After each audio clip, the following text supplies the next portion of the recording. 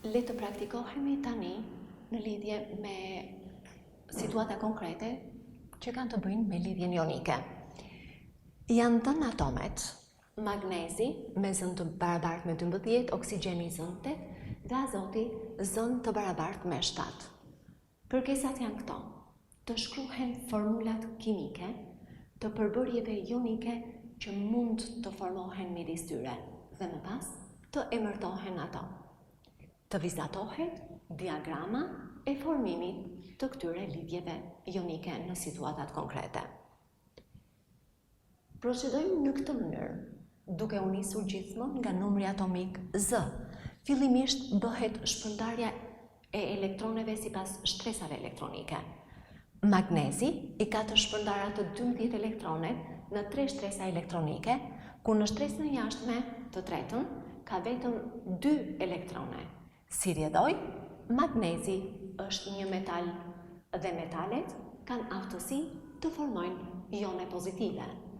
Magnezi që të formoj oktetin elektronik ka aftësi të japi 2 elektrone, duke formuar ionin magnez me 2 ngarkesa pozitive.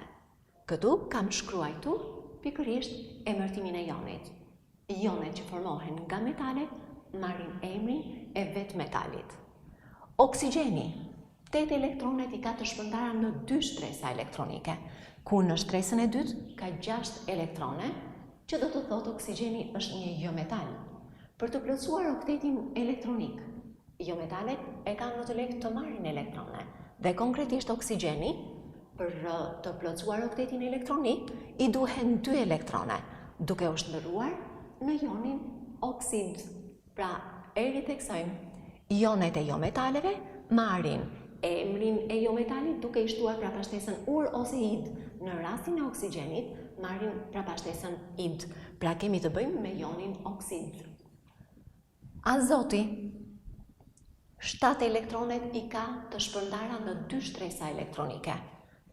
Në shtresën e dytë të jashtme ka 5 elektrone, që tregon se edhe azoti është një jometal. Jometalet kanë aftësi të marrin elektrone. Për të plotësuar 800 elektronike, 5 elektronet duan dhe 3 elektronet të tjerë, dhe kështu kemi formimin e ionit nitrur me 3 ngarkesa negative, me qënë se merren 3 elektrone. Ritheksoj emrin nitrur. Atëherë, këtu merret prapashtesa ur. Emri i jometalit, azot është në shqip, por në anglisht është nitrogen. Atëherë, ioni nitrur. Me qënë se e dim formulat e ioneve dhe emrat përkatës, ne jemi gati të shkruajmë formulat e përbërjeve ionike që mund të krijohen midis tyre. Por si krijohet përbërja ionike?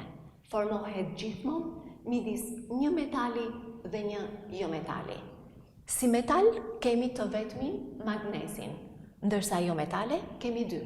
Atëherë, na formohen 2 përbërje ionike. Përbërja ionike midis magnezit dhe oksigjenit dhe përbërja ionike midis magnezit dhe azotit. Përbërja ionike midis magnezit dhe oksigjenit, me qënë se është ionike, formohet midis ioneve magnez dhe ioneve oksigjen. Rregullat e shkrimit të përbërjeve ionike, të formulave përkatëse, janë: shënohet ioni pozitiv i pari, më pas ioni negativ.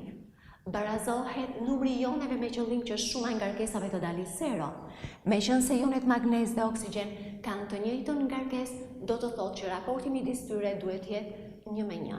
Kështu, formula e përbërjes ionike do të jetë Mg. Si do të emërtohet ajo?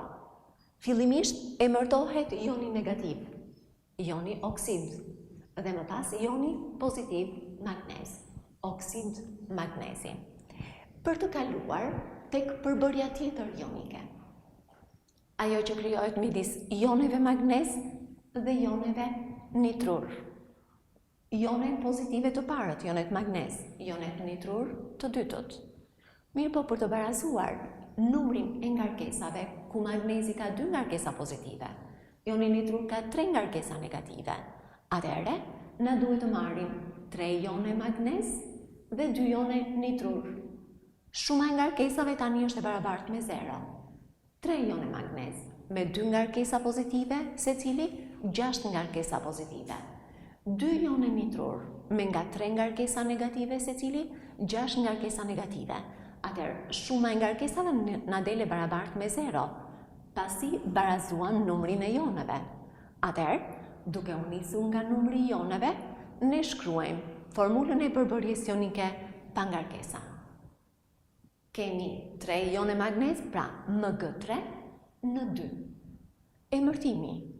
Emri i ionit negativ të parit, nitrur, dhe më pas, emri i ionit pozitiv, magnez, nitrur magnezi. Por si duhet të pasqyrojmë, si duhet ta vizatojmë? Diagramën e formimit të lidhjeve ionike.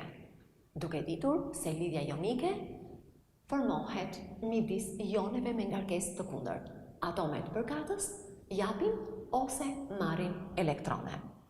Në rastin e oksidit të magnezit, kemi paraqitur atomin e magnezit me elektronet përkatëse sipas shtresave elektronike, ku shikojmë që magnezi ka 2 elektrone në shtresën e jashtme, të cilat ka aftësi t'i japi këto 2 elektrone. Oksigjeni i ka të shpërndara elektronet në 2 shtresa elektronike, ku në shtresën e jashtme ka 6 elektrone. Atëherë, për të plotësuar oktetin elektronik, oksigjeni duhet të marrë 2 elektrone, merr 2 elektrone e magnezit. Si rrjedhoj? Atomi magnezit shndërrohet në ion magnez me 2 ngarkesa pozitive, ku ioni magnezit, ndryshe nga atomi përkatës, nuk ka 3 shtresa, por ka vetëm 2 shtresa elektronike, ku shtresa e jashtme është tash e qëndrueshme me 8 elektrone. Dhe oksigjeni, ioni oksid, është me 2 shtresa elektronike, ku në shtresën e jashtme tash ka 8 elektrone. Elektronet e mara janë paraqitur me kryqe për të dalluar që nuk janë elektronet e veta, por janë elektronet e mara nga atomi i magnezit.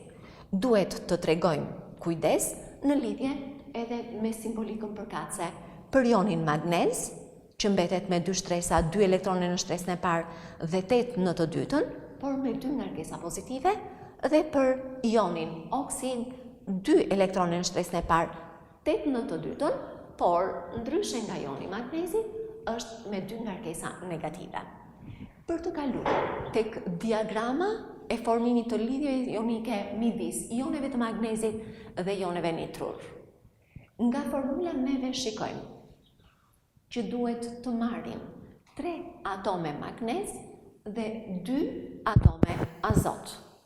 Magnezi, çdo atom magnezi, ka 3 shtresa elektronike, ku në shtresën e jashtme ka 2 elektrone, dhe azoti ka 2 shtresa elektronike, ku në shtresën e jashtme ka 5 elektrone, nga të cilët 1 çift elektronik dhe 3 elektrone teke. Magnezi, 2 elektronet e shtresës së jashtme ka aftësi t'i lëshon t'i japi dhe këto elektrone i merr atomi i azotit për të shndërruar në ionin përkatës. Atëherë, kemi formimin e 3 ioneve magnez, ku çdo ion magnez është me 2 shtresa elektronike dhe secili me 2 ngarkesa pozitive, dhe 2 ione nitrur me 2 shtresa elektronike secili, ku në shtresën e jashtme kanë 8 elektrone, nga të cilët 3 elektrone janë të mara, të huazuara nga magnezi, bashkë me simbolikën përkatëse. Ionet pozitive dhe negative tërhiqen ndërmjet tyre me forca tërheqëse elektrostatike.